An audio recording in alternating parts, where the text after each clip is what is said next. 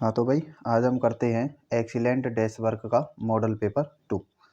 तो उसका पहला क्वेश्चन है, दिया है SCF 156,78 बराबर 78।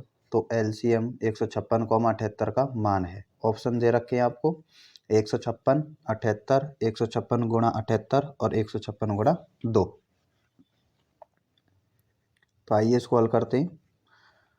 तो दो संख्याएं दे रखी हैं 156 और 78 और उन दोनों का HCF दे रखा है आपको 78। तो लिख लेते हैं संख्या A बराबर 156 और संख्या B बराबर कितना हो गया 78। और इन दोनों संख्याओं का HCF कितना दे रखा है आपको 78। ठीक है। और इन दोनों संख्याओं का क्या पूछ रहा है आपसे LCM। तो LCM बराबर लगा देते हैं हम क्वेश्चन मार्क। ठीक है। क्योंकि सूत्र क्या होता है A गुणा B बराबर HCF गुणा LCM। तो A का मान कितना है 156 गुणा B का मान कितना है 78 बराबर HCF का मान कितना है 78 गुणा LCM। 78 गुणा में किस में चला जाएगा भाग में, या तो आप इसे डायरेक्ट काट सकते हो 78 से 78 कैंसिल हो गया तो LCM का मान कितना आ गया 156, या फिर ये गुणा में किस में चला जाएगा भाग में। तो 156 गुणा 78 बटे में कितना आ गया 78 बराबर LCM। 78 से 78 कैंसिल हो गया तो LCM की वैल्यू कितनी आ गई निकल के 156 आंसर। तो आपका कौन सा ऑप्शन सही है इसमें से ऑप्शन ए। तो ये हो गया आपका पहला क्वेश्चन। अब करते हैं इसका क्वेश्चन नंबर 2।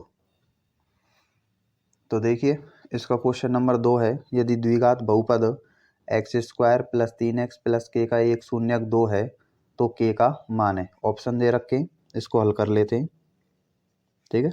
तो सबसे पहले बहुपद को मानेंगे हम किसके बराबर px बराबर x² plus 3x plus k।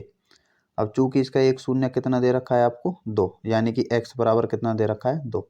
तो x की वैल्यू आप इस बहुपद में रख दीजिए। ठीक है। x की वैल्यू रख देंगे इसमें, तो p का p रहेगा, x आ गया, x की वैल्यू 2, x की वैल्यू रखेंगे 2, घात 2 लगा देंगे, प्लस 3 x आ गया, x की वैल्यू 2 प्लस k। तो 2 का वर्ग 2 दूनी 4 प्लस 3 दूनी 6 प्लस k बराबर 6 और 4 कितना हो गया 10 प्लस k। तो px की वैल्यू कितनी आ गई निकल के 10 प्लस k। चूंकि एक शून्यक है तो शून्य के लिए शर्त क्या होती है, चूंकि px बराबर क्या होता है 0। तो px का मान कितना आया था 10 प्लस k। तो px का मान रख देंगे हम कितना 10 प्लस k। तो 10 प्लस k बराबर 0। तो प्लस के 10 है उधर ले जाइए, किसके हो जाएंगे माइनस के। तो k बराबर कितना आंसर आ गया माइनस के 10। तो आपका कौन सा ऑप्शन सही है ऑप्शन बी। अब करते हैं इसका क्वेश्चन नंबर 3। तो देखिए दोस्तों इसका क्वेश्चन नंबर 3 है, k बराबर खालिस्तान के लिए समीकरण निकाय x प्लस वाई माइनस 4 बराबर 0 तथा 2x प्लस के वाई बराबर 3 का कोई हल नहीं है। ऑप्शन दे रखे हैं आपको a, ठीक है, कितना है -2, b कितना है not equal to, option C कितना है 3 और ऑप्शन डी कितना है 2। तो इसको हल करते हैं। तो हमारे समीकरण कितने हैं x प्लस वाई माइनस 4 बराबर 0, ये हो गया समीकरण नंबर 1। दूसरा समीकरण है 2x प्लस के वाई बराबर 3। तो 2x प्लस के वाई अचर राशि को उधर लेके आएंगे, प्लस की माइनस की हो जाएगी बराबर 0। समीकरण नंबर 2। दोनों समीकरणों की तुलना करेंगे किससे, व्यापक समीकरणों से, व्यापक रैखिक समीकरणों से। तो a1x plus b1y plus c1 बराबर 0 तथा a2x plus b2y plus c2 बराबर 0 से क्या कर देंगे हम, दोनों समीकरणों की तुलना कर देंगे। तुलना करने पर तो जब हम a1x plus b1y plus c1 बराबर 0 की तुलना इससे करेंगे तो a1 b1 और c1 के मान निकालेंगे, उसी प्रकार a2 b2 और c2 के। तो a1 का मान कितना होगा, यहाँ x का गुणांक 1 है, यहाँ x का गुणांक कितना है a1, तो a1 का मान कितना हो जाएगा 1। इसी प्रकार b1 का मान कितना हो जाएगा 1 और c1 का मान कितना हो जाएगा -4। आप हमेशा याद रखें जब भी आप a1 b1 c1 के मान निकालें तो चिन्ह सहित लें। ठीक है। फिर निकालेंगे A2 की वैल्यू, तो A2 की वैल्यू कितनी हो जाएगी 2, B2 की वैल्यू कितनी हो जाएगी K, क्योंकि y का गुणांक कितना है K, और C2 की वैल्यू कितनी हो जाएगी -3। ठीक है, आगे हल करते हैं इसको। अब चूंकि समीकरण निकाय का कोई हल नहीं है, क्या शर्त दी हुई है आपको, समीकरण निकाय का कोई हल नहीं है, आपको दे रखा है समीकरण निकाय का कोई हल नहीं है। तो जब किसी भी समीकरण निकाय का कोई हल नहीं होता है तो उसके लिए शर्त क्या होती है, A1/A2 बराबर B1/B2 नॉट इक्वल C1/C2। तो A1 का मान रखेंगे 1, A2 का मान रखेंगे 2 बराबर B1 का मान रखेंगे 1 और B2 की वैल्यू रखेंगे K। क्रॉस मल्टीप्लाई कर देंगे, K का गुणा 1 से करेंगे K, और ये क्या हो जाएगा 2 एकम 2। तो K का मान कितना आ गया 2 आंसर। तो आपका कौन सा ऑप्शन सही है, तो आपका ऑप्शन नंबर सही है द। ठीक है, अब करेंगे हम इसका क्वेश्चन नंबर 4।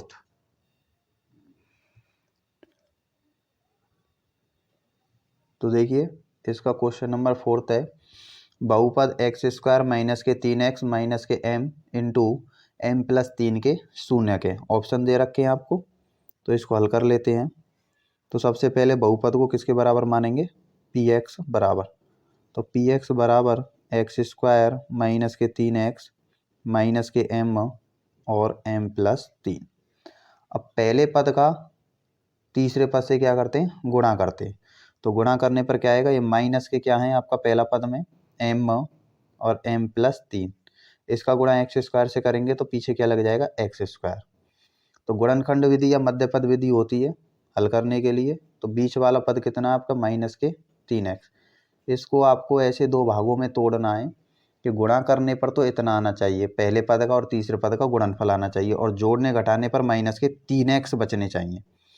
तो जैसे कि मैंने पहला पद ले लिया प्लस के mx और दूसरा ले लिया मैंने माइनस के mx और माइनस के 3x। तो देखिए इनको आप जोड़िए तो प्लस माइनस के कैंसिल हो जाएंगे, माइनस के कितने बच जाएंगे 3x, और जब इनका आपस में मल्टीप्लाई करोगे तो कितना आएगा, तो m का गुणा करेंगे, जैसे कि mx यहाँ से कॉमन निकाल लीजिए आप, कितना कॉमन आएगा माइनस के m कॉमन आएगा, तो x माइनस माइनस प्लस कितना आ जाएगा 3, सॉरी x कॉमन आएगा, कितना कॉमन आएगा x, तो यहाँ का बच जाए, यहाँ कितना बच जाएगा m प्लस 3। ठीक है, तो जब आप x का x से गुणा करेंगे तो x² हो जाएगा। ठीक है, माइनस का माइनस हो गया, m का m हो गया, और m प्लस 3 का m प्लस 3 हो गया। तो हमारे माइनस के 3x के दो गुणनखंड कौन कौन से हो जाएंगे, प्लस के mx और माइनस के mx माइनस के 3x। तो यहाँ रखेंगे x² माइनस के 3x की जगह प्लस के mx माइनस के mx माइनस 3x, और लास्ट में कितना है m कोष्टक में m प्लस 3।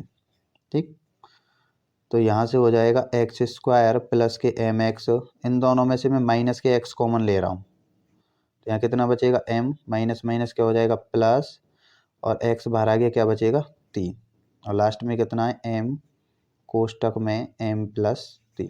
ठीक है, बराबर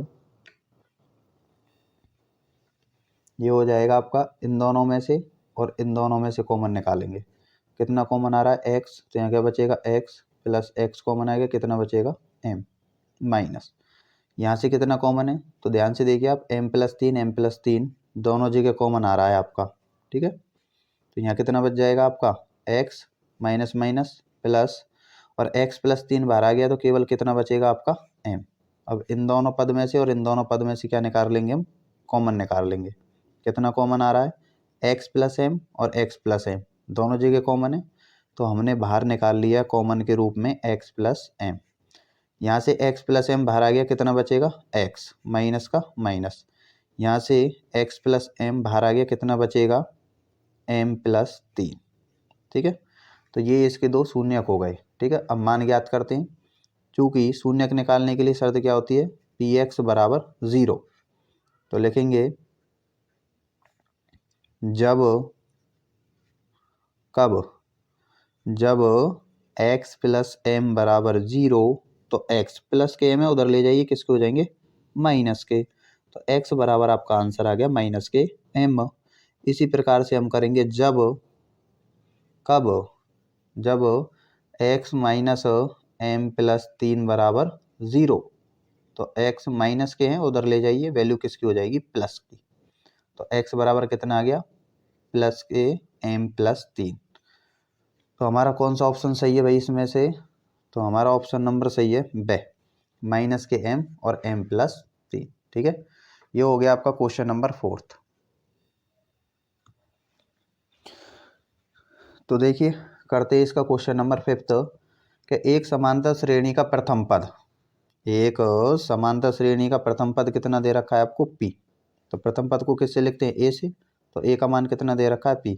तथा सारवंतर कितना दे रखा है आपको, q। सारवंतर को किससे लिखते हैं, d से। तो d का मान कितना दे रखा है, q। तो वो पूछ रहा है आपसे उसका 10वां पद। ठीक है, अब चूंकि a10 बराबर सूत्र क्या होता है, a plus n minus 1 into d, या तो आप उससे कर दीजिए, या फिर a10 बराबर क्या होता है, a प्लस 9d। याद रखें जैसे कि यहाँ n का मान जितना होगा उससे एक कम d का मान होगा। ठीक है, तो a का मान रखेंगे कितना है, p प्लस 9 इंटू डी की वैल्यू कितनी है, q। तो आपका 10वां पद कितना आ गया भाई, p प्लस 9q। तो आपका कौन सा ऑप्शन सही है, ऑप्शन से p प्लस 9q। ये हो गया आपका 5वां question.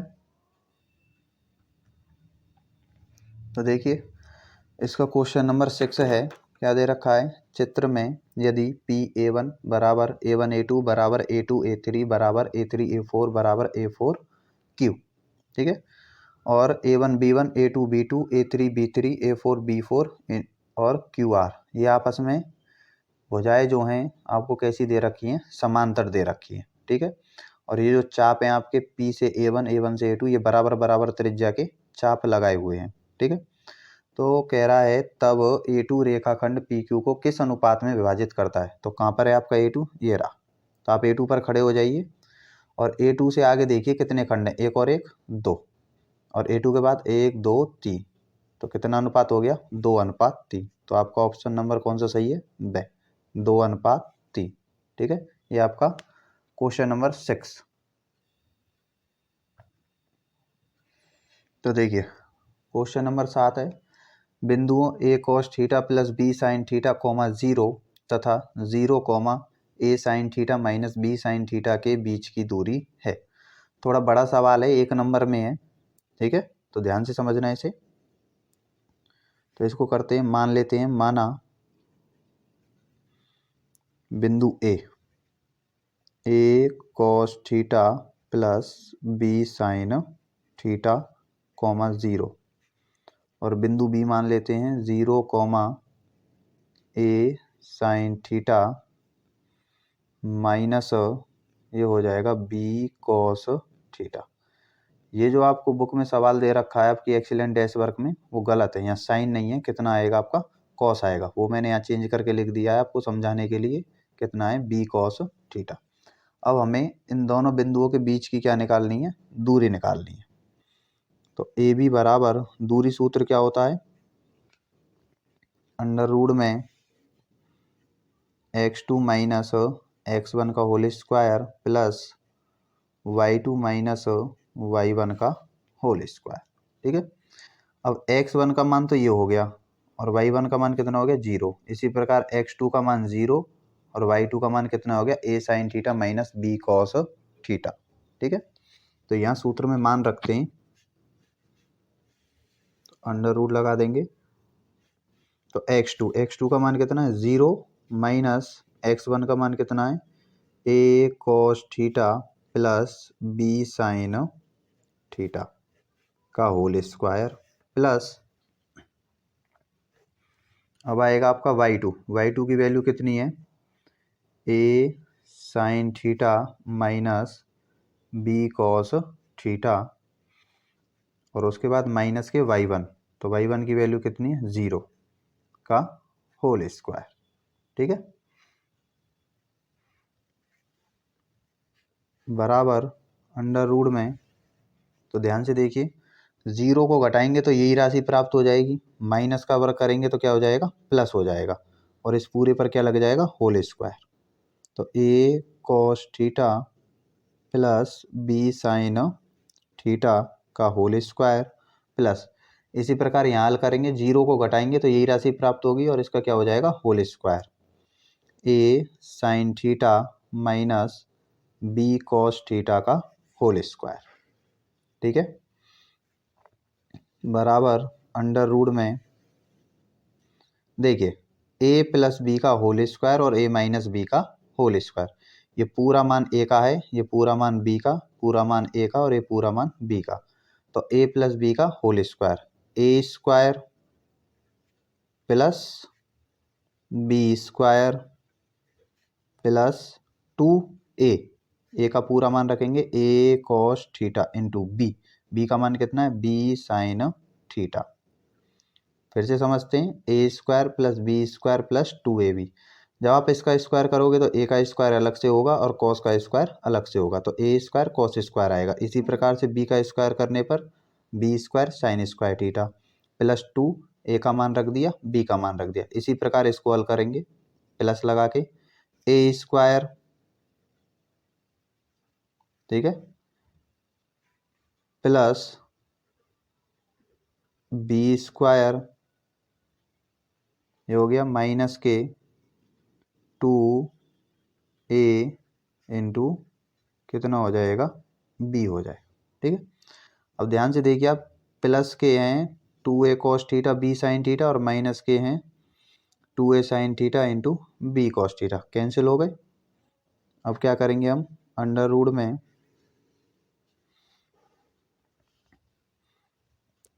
a square cos square theta और इसके पास a square sine square theta को लिख देते हैं, a square sine square theta, उसी प्रकार से प्लस के हैं b square sine square theta, ठीक है, और इसके पास इसको लिख देंगे प्लस के b square cos square theta, बराबर अंडर रूट में, इन दोनों में से कॉमन देखिए और इन दोनों में से कॉमन देखिए कितना आ रहा है, ए स्क्वायर कॉमन आ रहा है दोनों में से, तो ए स्क्वायर बाहर निकाल लेंगे, कितना बचेगा यहाँ, ए स्क्वायर बाहर आ गया, यहाँ से कितना बचेगा, कॉस स्क्वायर, ए स्क्वायर बाहर आ गया, कितना बचेगा, साइन स्क्वायर थीटा प्लस, उसी प्रकार यहाँ से कॉमन निकालेंगे, कितना कॉमन आ रहा है आपका, बी स्क्वायर, यहाँ कितना बचेगा आपके पास, साइन स्क्वायर थीटा प्लस यहाँ कितना बचेगा, कॉस स्क्वायर थीटा, ठीक है। अब आपको पता होगा त्रिकोणमितीय अनुपात से, क्या sign square theta plus cos square theta का मान कितना होता है, 1, और sine square plus cos square theta का मान कितना होता है, 1। तो अंडर रूट में, तो इसका मान 1 हो गया, 1 का गुणा ए स्क्वायर से करेंगे ए स्क्वायर प्लस आ जाएगा, इसका मान 1 हो गया, 1 का गुणा करेंगे बी स्क्वायर से तो कितना आएगा, बी स्क्वायर। तो आपका आंसर कितना आ गया, अंडर रूट में ए स्क्वायर प्लस बी स्क्वायर। कौन सा ऑप्शन सही है आपका, चेक कर लेते हैं, ऑप्शन नंबर से, अंडर रूट में ए स्क्वायर प्लस बी स्क्वायर। ये हो गया आपका 7वां क्वेश्चन।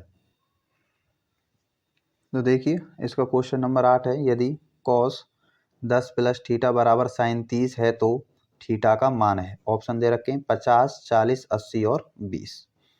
तो बहुत ही सिंपल सवाल है, पहले आप खुद कोशिश करिए करने की, नहीं होता है तब आप वीडियो को देख लीजिए, ठीक है। तो दे रखा है आपको सवाल, कॉस 10 प्लस थीटा बराबर साइन 30। अब या तो आप कॉस को साइन में चेंज कर दीजिए या फिर आप साइन को कॉस में चेंज कर दीजिए, ठीक है, 90 वाले सूत्र से, कि कॉस 90 माइनस थीटा क्या होता है, साइन थीटा, और साइन 90 माइनस थीटा क्या होता है, कॉस थीटा, ठीक है। किसी भी एक को चेंज कर दीजिए, दोनों तरीके से आपका आंसर सेम आएगा। तो कॉस 10 प्लस थीटा बराबर, मैं साइन को चेंज कर देता हूँ, तो साइन का साइन रहने देंगे, 30 को हम क्या लिख सकते हैं, यदि मैं 90 में से 60 घटा दूँ तो कितना बचेगा आपके पास, 30, 90 में से 60 गए तो कितना बचेगा, 30, तो 30 को हम क्या लिख सकते हैं, 90 माइनस 60, तो ये हो जाएगा आपका कॉस 10 प्लस थीटा बराबर, तो ध्यान से देखिए आप, साइन 90 माइनस थीटा, इसको क्या मान लेते हैं हम, थीटा मान लेते हैं, ठीक है। तो ये क्या हो जाएगा, साइन 90 माइनस थीटा क्या होता है, कॉस थीटा, थीटा का मान कितना है, 60, कॉस से कॉस कैंसिल हो जाएगा, क्या बचेगा आपके पास, 10 प्लस थीटा बराबर 60। तो प्लस के 10 हैं उधर ले जाइए, किसके हो जाएंगे माइनस के। तो थीटा बराबर 60 माइनस 10। तो 60 में से 10 गया तो कितना बच जाएगा 50। तो आपका कितना आंसर आ गया थीटा का 50। कौन सा ऑप्शन सही है? Option number A. अब करते हैं इसका क्वेश्चन नंबर 9। तो इसका नंबर क्वेश्चन है 2 माइनस टेन थीटा बटे 2 cosec theta minus sec theta बराबर है। ऑप्शन दे रखे हैं आपको tan theta, cos theta, sine theta और टेन थीटा। तो इसको हल करते हैं। त्रिकोणमिति के किसी भी सवाल को हल करने के लिए एक नियम याद रखिए आप, कि जो आपको सवाल दे रखा है उसको सबसे पहले आप साइन और कॉस में चेंज कर दीजिए, जितना भी हो जाए। ठीक है, तो आइए इसको करते हैं। 2 माइनस टेन थीटा बटे में कितना दे रखा है आपको 2 cosec theta minus sec theta. Tan को बदलेंगे साइन और कॉस में, तो टेन थीटा बराबर क्या फॉर्मूला होता है साइन थीटा बटे कॉस थीटा। और कोसेक थीटा बराबर क्या होता है 1 बटे साइन थीटा। और सेक थीटा बराबर क्या होता है आपका 1 बटे कॉस थीटा।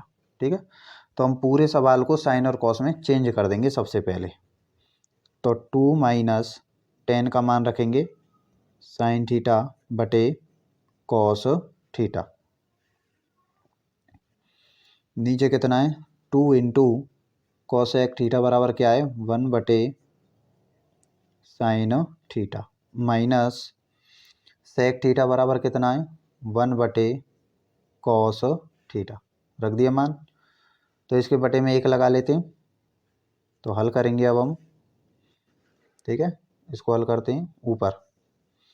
ऊपर वाले में लघुत्तम लेंगे, कॉस का और 1 का लघुत्तम कितना आएगा कॉस थीटा। ठीक है, 1 का भाग कॉस में देंगे कॉस बार, कॉस का गुणा 2 से करेंगे 2 कॉस थीटा माइनस कॉस का भाग कॉस में देंगे 1 बार, 1 का गुणा साइन से करेंगे तो कितना आएगा साइन थीटा। नीचे लेस लेंगे दोनों का, तो साइन और कॉस का लघुत्तम कितना आएगा sign theta into cos theta. Sine theta का भाग देंगे इन दोनों में तो साइन से साइन कैंसिल हो जाएगी, कितनी बचेगी कॉस। कॉस का गुणा 1 से करेंगे, कॉस एकम कॉस, और कॉस का गुणा 2 से करेंगे तो कितना आएगा 2 कॉस थीटा माइनस कॉस का भाग देंगे इन दोनों में, कॉस से कॉस कैंसिल होगी, कितना बचेगा साइन। साइन का गुणा 1 से करेंगे तो कितना आएगा साइन थीटा। तो देखिए इसका पहला पद और तीसरा पद समान है, तो ये कैसे हो जाएंगे आपस में कैंसिल। क्या बचेगा यहाँ पर 1 और यहाँ पर कितना बचेगा 1। पहले पद का चौथे पद से गुणा करते हैं और दूसरे पद का तीसरे पद से क्या करते हैं गुणा करते हैं। यहाँ लिख देता हूँ मैं साइड में। ठीक है, तो गुणा करेंगे हम आपस में इनका। तो पहले पद का चौथे से गुणा करेंगे तो 1 का गुणा करेंगे साइन इंटू कॉस से, तो कितना आएगा साइन थीटा बटे sine theta into cos theta. और कॉस थीटा का 1 से करेंगे तो कितना आएगा कॉस थीटा। तो कॉस से कॉस कैंसिल हो गया, कितना बचा आपके पास साइन थीटा। तो यही आपका क्या हो गया आंसर। कौन सा ऑप्शन सही है देख लेते हैं। ऑप्शन नंबर से साइन थीटा। ठीक है, अब करते हैं इसका क्वेश्चन नंबर 10। तो देखिए इसका क्वेश्चन नंबर 10 है, एक बंटन का माध्य तथा माध्यक क्रम से 14 तथा 15 है, तो बहुलक का मान क्या होगा। तो इसको हल करते हैं। तो माध्यक तथा बहुलक के मध्य में एक संबंध होता है, तीनों के बीच में क्या संबंध होता है। तो संबंध होता है बहुलक बराबर 3 गुणा माध्यक, या फिर इसको माध्यक बोलते हैं। तो बहुलक बराबर 3 गुणा माध्यक माइनस 2 गुणा माध्य। ये इन तीनों के बीच में क्या होता है संबंध होता है। ठीक है, तो मान रखेंगे 3 गुणा माध्यक। माध्यक बाद में, तो बाद वाला मान किसका है माध्यक का, तो माध्यक का मान कितना है 15 माइनस 2 गुणा माध्य, माध्य का मान कितना है 14। तो 15 तीये कितने हो गए आपके 45 माइनस 14 दूना कितना हो गया 28 बराबर 45 में से 28 गए तो कितने बच जाएंगे 17, या फिर 15 में से 8 गए तो 7, 3 में से 2 गया तो 1। तो आपका आंसर कितना आ गया बहुलक का 17। तो कौन सा ऑप्शन सही है आपका ऑप्शन बी। अब करते हैं इसका क्वेश्चन नंबर 11। तो देखिए क्वेश्चन नंबर 11 है, बंटन 1,3,2,5,9 का माध्यक होगा। ऑप्शन दे रखे हैं आपको 3, 4, 2 और 20। इसको हल कर लेते हैं। तो जब आपको बंटन दे रखा हो या फिर आंकड़े दे रखे हो तो उसका माध्यक कैसे निकालते हैं? सबसे पहले आंकड़ों को हम आरोही क्रम में लिखते हैं। कौन से क्रम में लिखते हैं? आरोही क्रम में। आरोही क्रम क्या होता है? बढ़ता हुआ। तो पहले 1, फिर 1 के बाद 2, 2 के बाद 3, 3 के बाद 5 और 5 के बाद कितना आएगा? 9। आंकड़ों को गिनते कितने? 1, 2, 3, 4, 5। तो n बराबर कितना है? 5। और 5 कैसी संख्या है? विषम संख्या। आंकड़ों का माध्यक निकालने के लिए दो सूत्र होते हैं, एक तो सम संख्या के लिए और एक विषम संख्या के लिए। चूंकि यहाँ n का मान 5 है जो कि एक विषम संख्या है, तो कौन सा सूत्र लगाएंगे हम माध्यक का? n+1/2 वा पद बराबर n का मान कितना है? 5 + 1/2 वा पद। तो 5 और 1 कितना हो जाएगा? 6। 6/2 वा पद। 2 से काट देंगे, 2 तिया 6। तो तीसरा पद। तो आप चेक कर लीजिए तीसरा पद कौन सा? 1, 2, 3। तो तीसरा पद कितना है आपका? 3। तो आपका आंसर भी कितना हो जाएगा? 3। तो आपका कौन सा ऑप्शन सही है? Option number A. अब करते हैं इसका क्वेश्चन नंबर 12।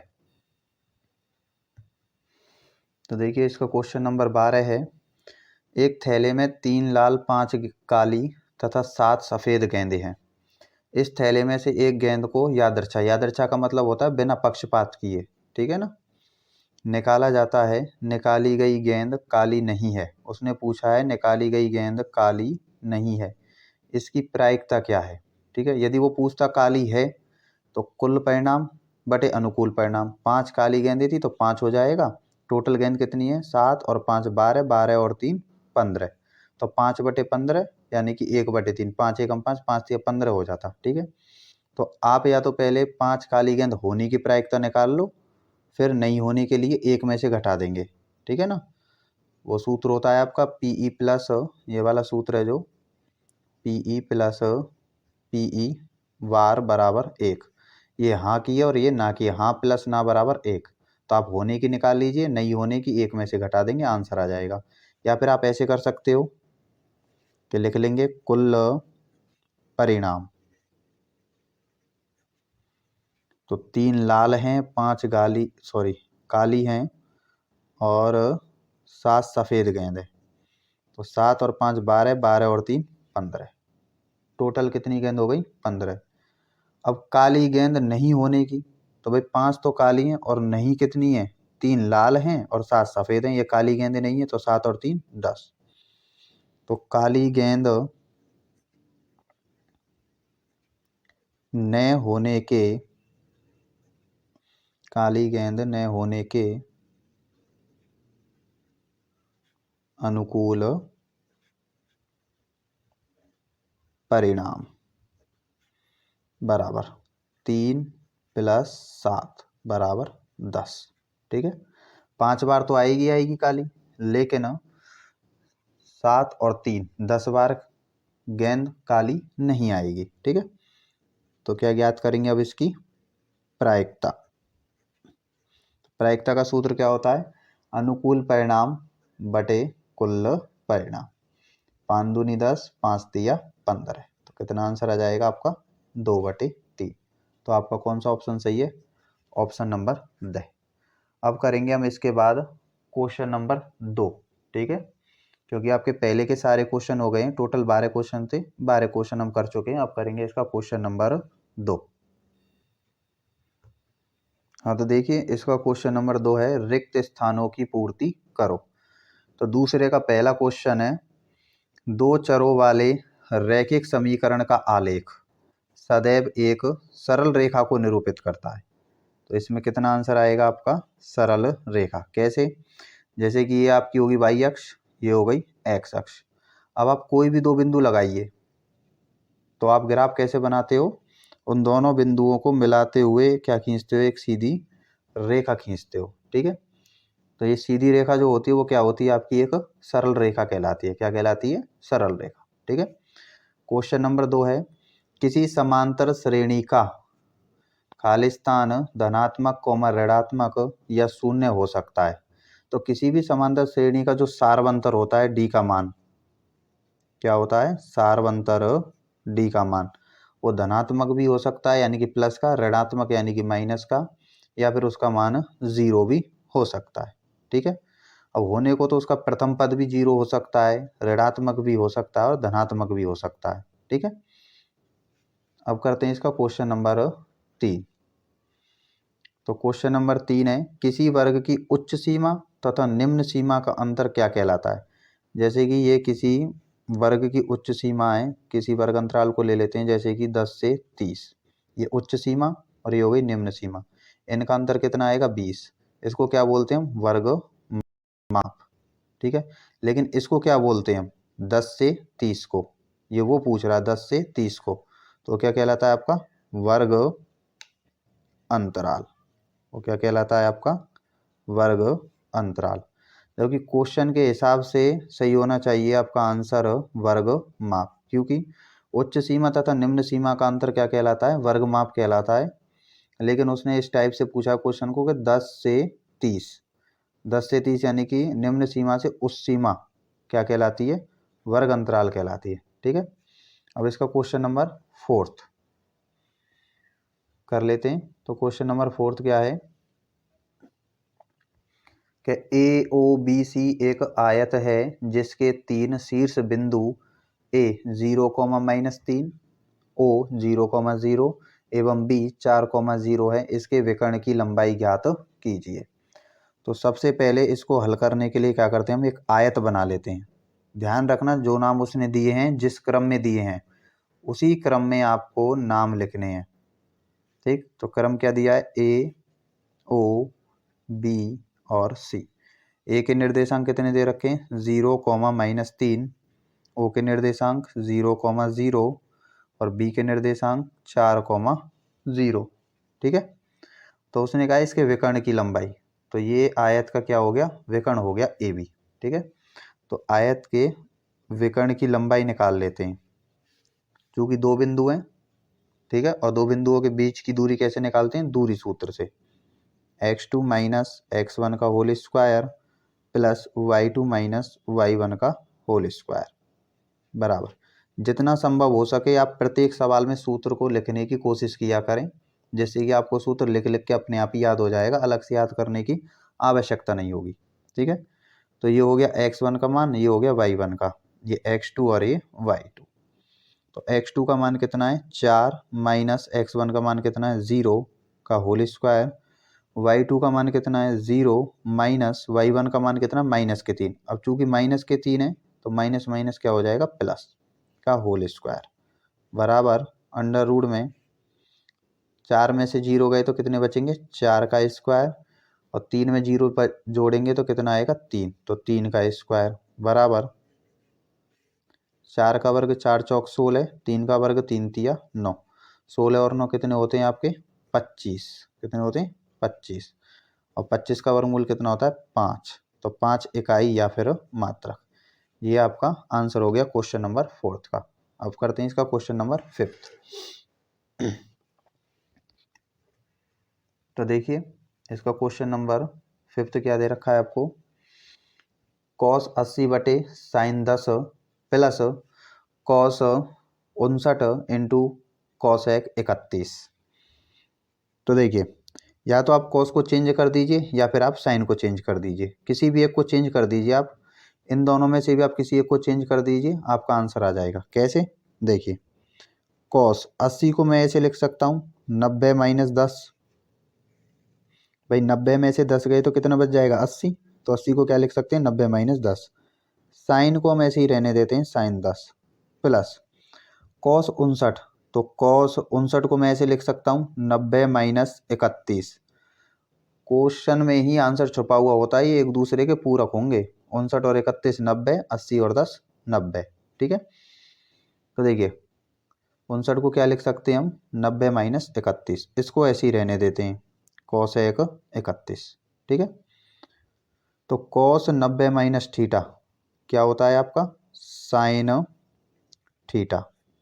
भाई cos 90 - थीटा, थीटा क्या माना हमने 10, तो इसी प्रकार से साइन थीटा, थीटा का मान कितना हो जाएगा 10 बटे में कितना है sine 10 plus cos 90 minus theta क्या होता है साइन थीटा, थीटा का मान कितना है 31, तो 31 रख देंगे इंटू कॉसेक 31, तो साइन से साइन कैंसिल हो गया, कितना बचेगा 1 प्लस साइन थीटा, क्योंकि साइन और कॉसेक एक दूसरे के उल्टे होते हैं तो आप किसी भी एक को चेंज कर दीजिए।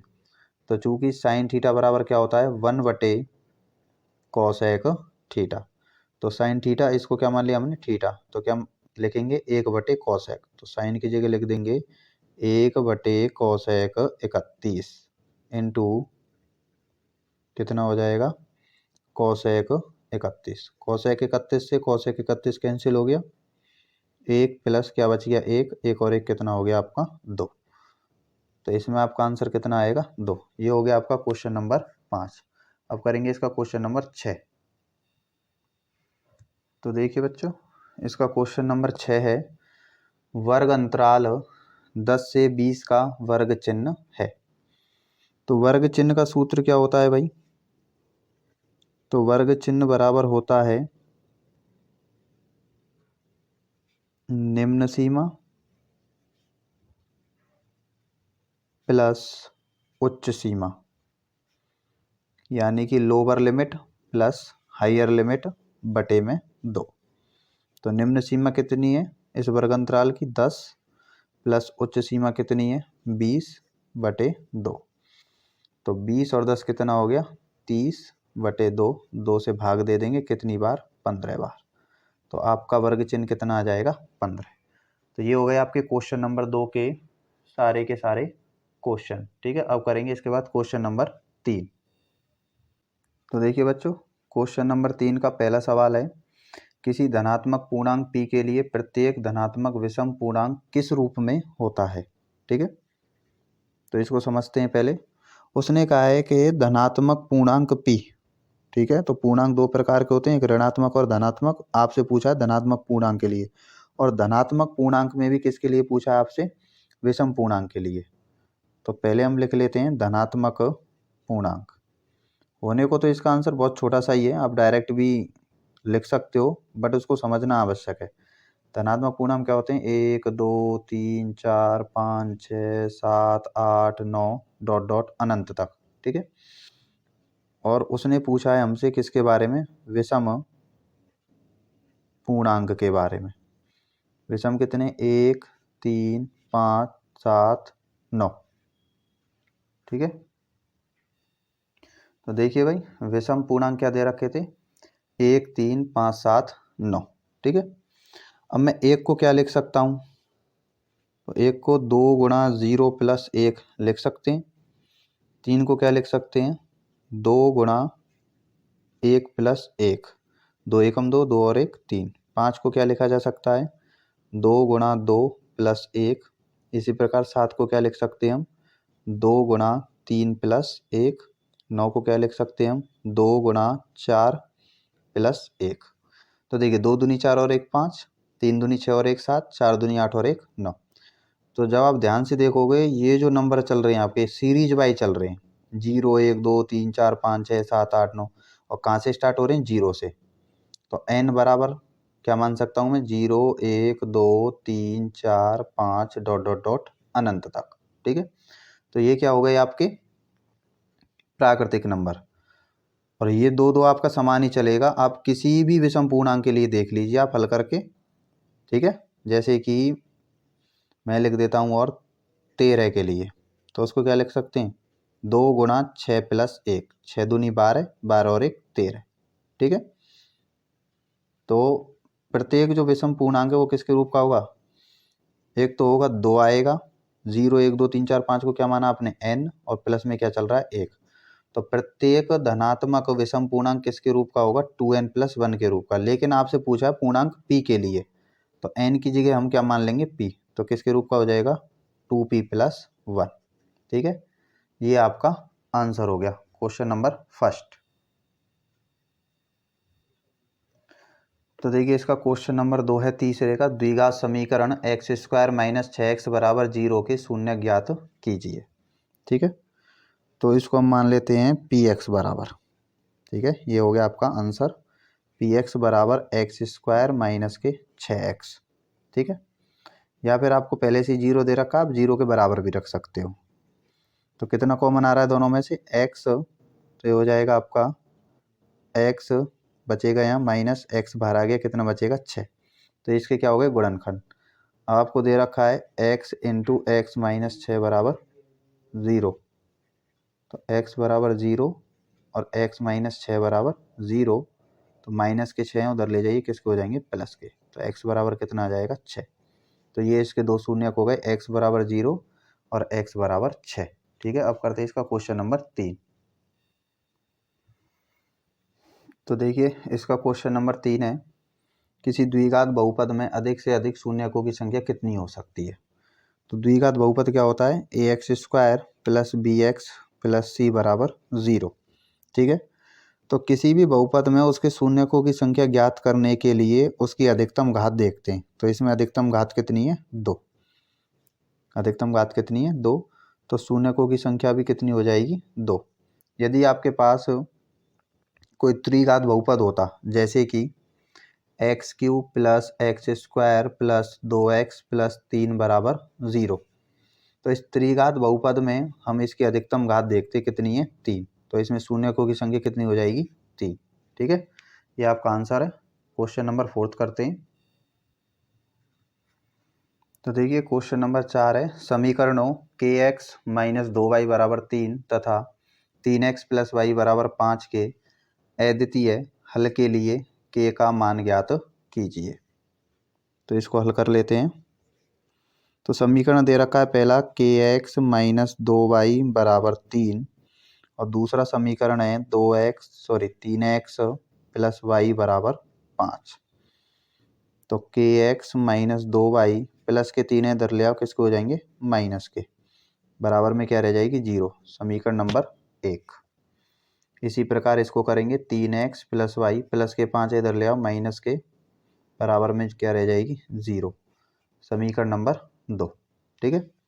अब इनकी तुलना करेंगे हम रैखिक समीकरणों से, व्यापक रैखिक समीकरणों से। तो a1x plus b1y plus c1 बराबर 0 तथा a2x plus b2y plus c2 बराबर 0 से तुलना करने पर, तुलना करके क्या करेंगे हम a1 b1 c1 और a2 b2 c2 के मान निकालेंगे।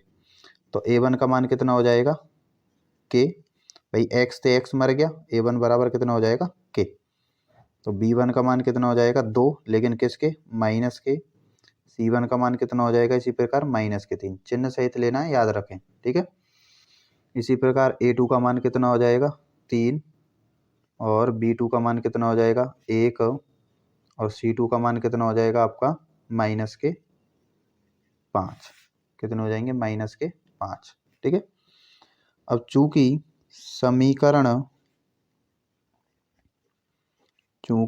समीकरण निकाय का कैसा हल दे रखा है आपको, समीकरण निकाय का अद्वितीय हल है।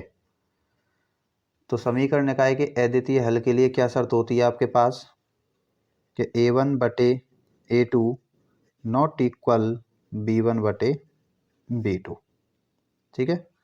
तो a1 का मान रखेंगे k बटे a2 का मान रखेंगे 3 नॉट इक्वल b1 का मान -2 b2 का मान 1, क्रॉस गुणा कर देंगे, k का गुणा 1 से करेंगे k आ जाएगा और 3 दूनी कितना हो जाएगा 6, वो भी किसके माइनस के, नॉट इक्वल लगा हुआ था, नॉट इक्वल लगा देंगे।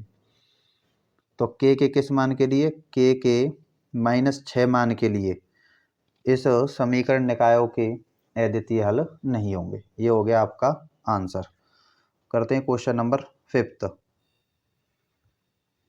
तो देखिए इसका क्वेश्चन नंबर 5 है, जांच कीजिए कि क्या x प्लस 3 बटे एक्स बराबर एक्स स्क्वायर द्विघात समीकरण है। आपको जांच करना है कि ये जो दे रखा है आपको समीकरण, ये द्विघात समीकरण है या नहीं, ठीक है। तो क्या दिया है x प्लस 3 बटे एक्स बराबर एक्स स्क्वायर, बटे में 1 लगा देते हैं, ले से कितना लेंगे एक्स, एक का भाग एक्स में देंगे एक्स बार, एक्स का गुणा एक्स से करेंगे एक्स स्क्वायर, गुणा में घातें जुड़ जाती हैं। एक्स का भाग एक्स में एक बार, एक का गुणा 3 से करेंगे 3 एकम 3 बराबर एक्स स्क्वायर। इसके बटे में कुछ नहीं है, एक लगा देंगे, क्रॉस गुणा करेंगे। एक्स स्क्वायर का गुणा जब आप एक्स से करेंगे तो कितना आएगा एक्स क्यूब, दो घात और एक घात कितनी हो जाएगी 3, गुणा में घातें जुड़ जाएंगी। एक का गुणा करेंगे एक्स स्क्वायर से एक्स स्क्वायर, प्लस एक का गुणा 3 से करेंगे 3 एकम 3, इधर ले आइए पंचांतरण करके, एक्स क्यूब प्लस के किसके आएंगे माइनस के, प्लस के किसके आएंगे माइनस के, बराबर में क्या रह जाएगी 0। तो x cube minus x square minus 3 बराबर 0। अब चूंकि इस समीकरण की अधिकतम घात कितनी है 3, ठीक है, अतः यह द्विघात समीकरण नहीं है। तो यहाँ लिख देंगे अतः यह द्विघात समीकरण नहीं है। क्यों नहीं है, क्योंकि इसमें अधिकतम घात कितनी है 3 है इस समीकरण की, ठीक है। अब करते हैं इसका क्वेश्चन नंबर 6। तो देखिए क्वेश्चन नंबर 6 है इसका, समीकरण x प्लस 6 x माइनस 5 बराबर 0 के मूल ज्ञात कीजिए। ये आपको पहले से ही हल दे रखा है, ठीक है, बहुत ही सिंपल क्वेश्चन है। तो x प्लस 6 बराबर कितना दे रखा है 0, तो x बराबर प्लस के 6 उधर ले जाइए, किसके हो जाएंगे माइनस के। इसी प्रकार x माइनस 5 बराबर कितना दिया हुआ है 0, तो माइनस के 5 उधर ले जाइए, किसके हो जाएंगे प्लस के। तो x बराबर कितना दे रखा है 5। तो ये हो गए आपके इस समीकरण के दोनों मूल। तो देखिए क्वेश्चन नंबर 7 है तीसरे का, 7.4 सेमी लंबाई का एक रेखाखंड खींचकर उसका 3:5 में आंतरिक विभाजन कीजिए, केवल चित्र दें। तो चलिए इस सवाल को हल कर लेते हैं। तो सबसे पहले हम क्या करेंगे, 7.4 सेमी लंबाई का एक रेखाखंड खींच लेते हैं, ठीक है। तो इस प्रकार से एक रेखाखंड खींचेंगे, कितनी लंबाई का 7.4 सेमी लंबाई का, और इन दोनों बिंदुओं को मिलाते हुए एक रेखा खींच देंगे। ये आपका रेखाखंड हो गया ए बी, कितना दे रखा है 7 सेंटीमीटर, ठीक है। उसके बाद हम बिंदु ए पर या बी पर क्या बनाएंगे, एक न्यून कोण बनाएंगे बिना माप का,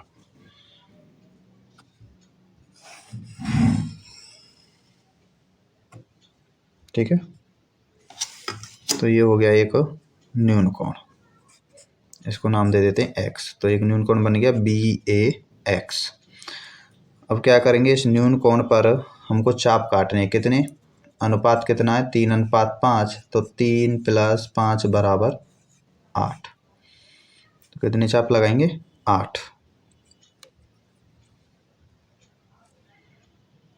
1 2 3 4 5 6 और उसके बाद 7 और ये 8। नाम देंगे इनको A1 A2 A3 A4 A5 A6 A7 और A8, ठीक है। अंतिम चाप को हम बिंदु बी से मिला देंगे। तो अंतिम चाप को A8 को किससे मिलाएंगे हम बिंदु बी से। तो हमने अंतिम चाप को किससे मिला दिया बिंदु बी से। उसके बाद बिंदु 8 पर प्रकाल की नोक रख के बिना माप की त्रिज्या खोलेंगे, ठीक है, और बिना माप की त्रिज्या लेकर एक चाप घुमाएंगे इस प्रकार से, ठीक है। इतना ही चाप आपको, अनुपात कितना था 3, ठीक है, तो 3 पे लगाएंगे। तो 3 पे प्रकाल की नोक रखेंगे और इस पर एक चाप घुमाएंगे, ठीक है। अब उसके बाद क्या करेंगे, यहाँ से और यहाँ तक इस त्रिज्या को नापेंगे बिल्कुल फिक्स, ठीक है भाई। तो इस त्रिज्या को क्या कर लेंगे हम बिल्कुल एकदम फिक्स नाप लेंगे और उसके बाद यहाँ रखेंगे इसे और इस पर काटेंगे जहाँ से भी ये कट जाएगा, हल्का सा चाप लगाएंगे, छोटा सा लगा दिया। उसके बाद इस चाप A3 को और इस चाप को मिलाते हुए एक रेखा खींच देंगे। तो A3 को इस बिंदु से मिलाते हुए सीधी रेखा खींच देंगे। ठीक है, तो यहाँ नाम दे देंगे कोई भी C। ठीक है, तो इस प्रकार हमने इस 7.4 सॉरी 7 नहीं है, ये कितना है 7.4 सेमी। इस प्रकार हमने 7.4 सेमी के रेखाखंड को 3:5 में बांट दिया। कैसे? 1 2 3 और 1 2 3 4 5। ठीक है, तो कितना हो गया 3:5। ये हो गया आपका क्वेश्चन नंबर 7। तो देखिए इसका क्वेश्चन नंबर 8 करते हैं। बिंदु 2,3 और 5,6 के बीच की दूरी ज्ञात कीजिए। सिंपल सा क्वेश्चन है, पहले आप हल कर लीजिए, नहीं होता है फिर देख लीजिएगा। ठीक है, तो मान लेते हैं, माना बिंदु A 2,3 तथा बिंदु B 5,6 है। ठीक है, तो दोनों बिंदुओं के बीच की दूरी AB बराबर अंडर रूट में सूत्र लिखेंगे दो बिंदुओं के बीच की दूरी का, x2 - x1 का whole square plus y2 - y1 का होल स्क्वायर। तो ये हो गया x1 का मान, ये हो गया y1 का, ये x2 का और ये y2 का। ठीक है, तो बराबर अंडर रूट में x2 का मान कितना है 5 माइनस x1 का मान कितना है 2 का होल स्क्वायर प्लस y2 का मान कितना है 6 माइनस y1 का मान कितना है 3 का होल स्क्वायर बराबर अंडर रूट में 5 में से 2 गए तो 3 का स्क्वायर, 6 में से 3 गए तो 3 का स्क्वायर बराबर 3 का वर्ग 3 तिया 9, 3 का वर्ग 3 तिया 9, 9 और 9 कितने हो गए 18। अब हम 18 को क्या लिख सकते हैं 9 गुणा 2। 18 को क्या लिख सकते हैं 9 गुणा 2, 9 दूनी 18। तो 9 का वर्गमूल कितना होता है 3, बट 2 का कुछ भी वर्गमूल नहीं होता है, तो लिख देंगे अंडर रूट 2 इकाई आंसर। इसके बाद करेंगे हम क्वेश्चन नंबर 9। तो 9वां क्वेश्चन है, यदि साइन थीटा बराबर 3/5 हो तो कॉस थीटा ज्ञात कीजिए। ठीक है, तो इस सवाल को हम दो तरीके से हल कर सकते हैं। चूंकि साइन थीटा बराबर कितना दे रखा है 3/5 और मान किसका ज्ञात करना है कॉस का। तो एक तरीका तो ये है जिससे मैं करा रहा हूँ, दोनों तरीके करा दूंगा आपको, देख लेना आप जौन सा अच्छा लगे उससे आप कर लेना। चूंकि कॉस स्क्वायर थीटा बराबर क्या होता है 1 माइनस साइन स्क्वायर थीटा। हमें मान किसका चाहिए कॉस का, तो स्क्वायर हटाएंगे, कैसे हटेगा दोनों तरफ वर्गमूल लेने पर।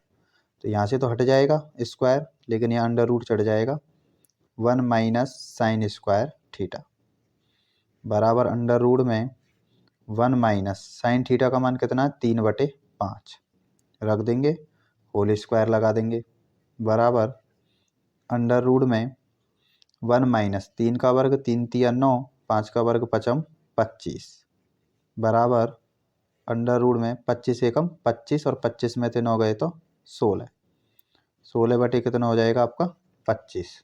ठीक है, अब 16 का वर्गमूल कितना होता है 4 और 25 का वर्गमूल कितना होता है 5। तो कॉस थीटा बराबर कितना आ गया आपका 4/5 आंसर। अब इसकी सेकंड विधि कर लेते हैं। ठीक है, यहाँ करा देता हूँ सेकंड मेथड। त्रिभुज बना लेंगे एक समकोण त्रिभुज। सपोज ये आपका समकोण त्रिभुज है ABC। मान दे रखा है आपको साइन थीटा बराबर कितना है 3/5। तो लाल बटे कक्का से साइन बराबर क्या होता है लंब बटे कर्ण। ठीक है, तो मैंने ये कोण मान लिया थीटा, तो थीटा के सामने वाली भुजा क्या कहलाएगी लंब, तो लंब का मान कितना है 3 और 90 के सामने वाली भुजा क्या कहलाती है कर्ण, तो कर्ण का मान कितना है 5। हमें क्या ज्ञात करना है आधार। तो पाइथागोरस प्रमेय से क्या हो जाएगा आधार यानी कि BC का वर्ग बराबर कर्ण यानी कि AC का वर्ग माइनस लंब AB का वर्ग। AC का मान कितना है 5, 5 का वर्ग, AB का मान कितना है 3, 3 का वर्ग, पचम 25, 3 तिया 9, 25 में से 9 गए तो 16। तो BC बराबर कितना आएगा, अंडर रूट में 16 कितना आ जाएगा 4, 16 का वर्गमूल 4, ये हो गया 4। किसका मान ज्ञात करना है, कॉस थीटा का। कॉस बराबर क्या होता है आपका, लाल बटे कक्का से आधार बटे कर्ण। जिसको नहीं पता है वो देख ले। तो ये होता है साइन, कॉस और टेन। तो कॉस क्या होता है, आधार बटे कर्ण। तो आधार कितना आ गया आपका 4 बटे कर्ण कितना है 5। तब भी आंसर आपका कितना आएगा 4/5। अब करेंगे हम इसका क्वेश्चन नंबर 10। तो देखिए दोस्तों, इसका क्वेश्चन नंबर 10 है, यदि under root 3 into tan theta बराबर 1, ठीक है, तो आपको थीटा की वैल्यू ज्ञात करनी है। तो under root 3 into tan theta बराबर 1, रूट 3 गुणा में किस में चला जाएगा, भाग में। तो टेन थीटा बराबर कितना आ जाएगा 1/√3, गुणा में था किस में चला गया, भाग में। तो टेन थीटा बराबर 1/√3, 1/√3 टेन में किसकी वैल्यू होती है, टेन 30 की। तो टेन 30 कितना हो गया आपका, टेन 30। चूंकि यहाँ करके लिख देता हूँ मैं, टेन 30 का मान कितना होता है 1/√3, ठीक है, ये आपको ध्यान रखना है। तो टेन से टेन कैंसिल हो गया, थीटा बराबर कितना आ गया आपका आंसर 30 डिग्री आंसर, ठीक है। अब करेंगे इसका क्वेश्चन नंबर 11वां।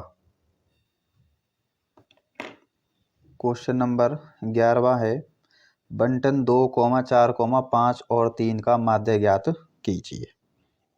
तो माध्य बराबर सूत्र क्या होता है, आंकड़ों का योग, आंकड़ों का योग बटे में आंकड़ों की संख्या। तो माध्य बराबर सूत्र क्या होता है, आंकड़ों का योग बटे आंकड़ों की संख्या।